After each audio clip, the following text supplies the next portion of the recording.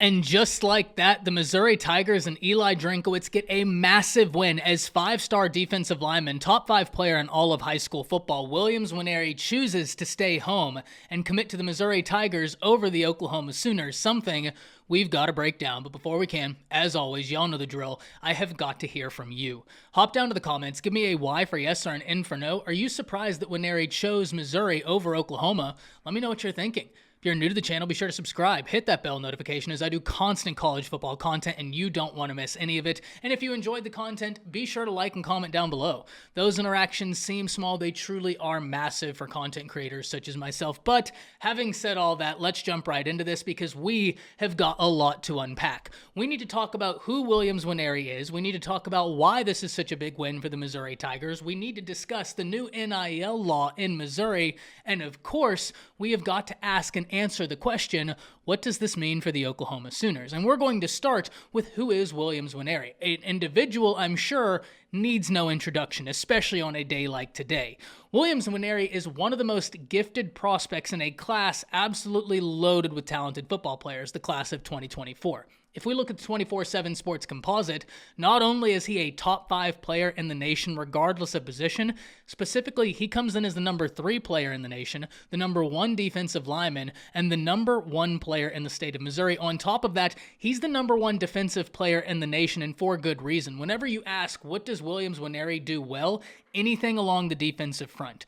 If you're asking me, Ty, what factors separate Williams Nwaneri from other talented defensive linemen in the class of 2024? Because we've talked about this before. The class of 2024 is a fantastic class to find yourself having a need for defensive linemen because there's a lot of talented guys in the class. What separates Williams Nwaneri from the other talented players? Well, in my opinion, quite simply, it's versatility and explosion.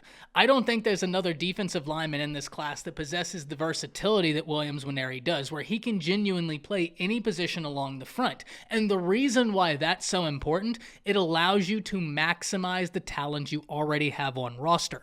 You can plug Williams Nwaneri anywhere where he can excel, which at the high school level has been everywhere along the front. It's going to be very exciting to see what he's able to do once he gets into a college strength and conditioning room, once he starts working with college coaches, to see how his development goes. But in theory, this is the type of guy you can plug anywhere along the defensive front, depending on the talent you have, to be able to maximize what you already have on roster. And that is an awesome thing to have. It's one of the reasons why we look at the teams that were after Williams Nwaneri, and I have no doubt that every college in the nation would love to be on his top 2. But we look at the teams that were involved. We're talking Georgia. We're talking Tennessee. We're talking Missouri. We're talking Oklahoma. Let's walk through these teams. I don't need to tell you what Georgia has done up front on that defense. They have been fantastic there. They were after Williams Nwaneri because they understand you have such a high amount of versatility. We can plug you anywhere along this defensive line to be able to maximize some of the other 5 stars we have and absolutely create havoc. We fast forward to Tennessee, a team that has a high-powered offense and wants the defense to match. What's one of the best ways you can start having your defense take step forward? Get to the quarterback and create chaos. That starts in the trenches. Williams Nwaneri can absolutely help you there. We talk about Missouri, a team that has seen top talent walk out of their state, and we don't have to go back very far to prove this point. If we look last year, the 2 top players in the state of Missouri did not go to Missouri, and in fact, if we look at the top 5 players in the state, none of them committed to the Tigers. In fact, the number 1 player in the state of Missouri and the number 3 player in the state of Missouri both went to the Oklahoma Sooners, being PJ Adebayor, who is the number 1 player in the state, and Caden Green, who is the number 3 player in the state. So if you're Eli Drinkwitz, you've seen talent walk out of your state. Now, it is important to note that if we look at the top 10 players in the state of Missouri in the class of 2023, Missouri did land 3 of the top 10, but none of the top 5. If you're Drinkwitz, if you're Missouri, you have got to look at the situation and say, that can't continue. We don't have to win every battle in our state. Recruiting is far too national for that to be the case. We have got to win the battles we can't afford to lose. Williams Nwaneri was a battle they couldn't afford to lose, especially after Oklahoma came in there the class before and pulled the number 1 player in their state who just so happened to be a 5-star, PJ Adebayor, and a top 20 player in the nation. They couldn't afford to lose another guy that could be a true difference maker along that front to a team that they will be seeing in the SEC very shortly, being the Oklahoma Sooners. And finally, we get to Oklahoma. We know what they're after.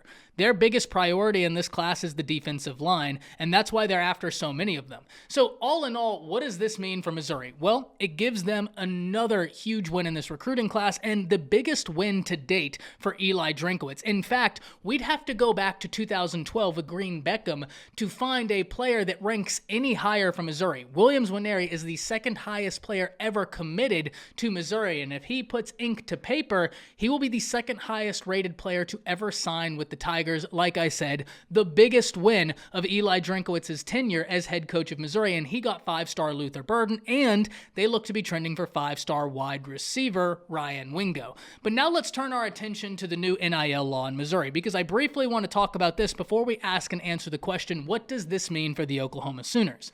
And I have a quote from an On3 article written by Keegan Pope, one that I will link down in the description of this video, an article I absolutely encourage everybody to go read because it's phenomenally written. But I quote, "According to the law, a high school athlete has the right to earn or attempt to earn compensation after signing a written agreement to enroll at a university within the state's borders. Simply put, beginning on September 1st, athletes can start receiving NIL opportunities as soon as they sign a financial aid agreement with the school, which they can do at any time after August 1st, except for this year because the amended law goes into effect after the end of August, or during the end of August. I apologize, messed up the end of the quote there, but you get the point.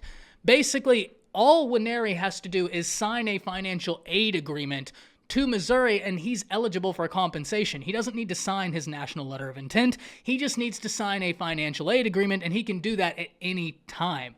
So he is eligible to start being compensated under Missouri NIL law as soon as that date, as soon as the law takes into effect, which will be at the end of August. So what does this mean for the Oklahoma Sooners? Well, simply put, this isn't ideal.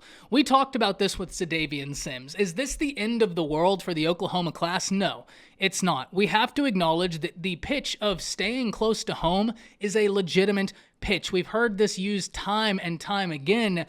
Staying close to home, playing in close proximity to your family, that is a very tough pitch to say no to. It becomes even tougher when now the team is pitching to you, hey, you can be right next to your home. You can play in front of your family every single time we have a home game. And on top of that, you can start earning NIL right now. That's an impossible pitch to say no to, one that's very difficult and that makes a lot of sense why Nwaneri committed to Missouri. But for Oklahoma, this brings me back to what we talked about whenever Za'Davian Sims chose to leave the state. Whenever that was an individual who was the opposite of Williams Nwaneri. That was a guy that wanted to see what was outside the state borders and was curious to see what else was out there. Once again, a pitch that is going to be very hard to defeat because that's something personal and important to the prospect, where they're playing or the proximity they're playing in relation to their family. Some guys want to see something brand new. Other guys want to stay home. Both are completely logical. But for Oklahoma, this isn't the end of the world, but what it does do is make David Stone, Nigel Smith, and Dominic McKinley must-win battles. Now, we talked about this with Za'Davian Sims, and in that case, I said, hey, it's not the end of the world that Oklahoma doesn't land Za'Davian Sims, but it makes every battle for an interior defensive lineman or anybody along the trenches even more important. Well, we have transcended even more important for Oklahoma, and we have arrived in the must-land territory. It's not the end of the world that you don't land Williams Nwaneri today, because I have no doubt that Brent Venables and company will continue chipping away at him. They are going to continue contacting him until ink hits paper and the national letter of intent is signed as opposed to a financial aid agreement.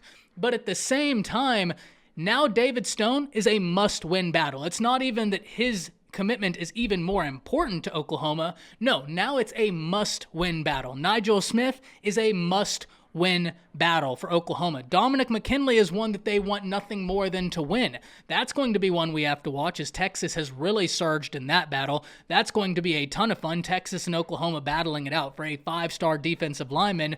But you get the point I'm making. In a perfect world, Oklahoma has Williams Nwaneri in this class because the versatility he brings to the table is exactly what Brent Venables is looking for, and that's why Venables and company had him so high up their board, because he is a dude amongst dudes. But it's not the end of the world, but it does put you in a position where we have transcended where we previously were. Where we previously were is, okay, if Oklahoma doesn't win the battle for the defensive lineman thereafter, no biggie, it just increases the importance of every single defensive lineman not named X.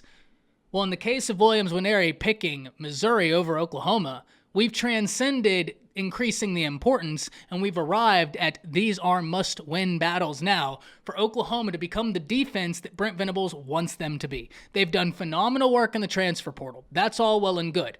I have stated multiple times, I think the transfer portal is more of a band-aid as opposed to something you can use to build the foundation of your house.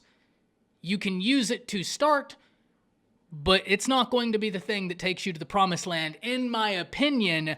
Something we're going to have to watch. So I'm very interested in the remaining battles for Oklahoma in the defensive line, being Nigel Smith, being David Stone, being Dominic McKinley, because now they are must-land battles, and I'm interested to see what Todd Bates and company can do with those remaining battles. For Missouri, there's no understating what a big win this is. This is the biggest recruiting win for Drinkwitz in his tenure as Missouri head coach, and he got a 5-star wide receiver not long ago, and they look to be in for a 5-star wide receiver in this class, trying to pry him away from Steve Sarkisian and the Texas Longhorns. Though Ryan Wingo isn't committed, just always tough as a wide receiver to say no to that offense. So hop down to the comments, let me know what you're thinking. This is one I'm really interested in hearing from all of y'all about, and of course, we're going to be talking about it more on this evening's live stream as Jay with Unfair Sports, hopefully Chris Griffin and PG all join us to talk about this commitment. Hop down to the comments, let me know what you're thinking. That's it. See ya.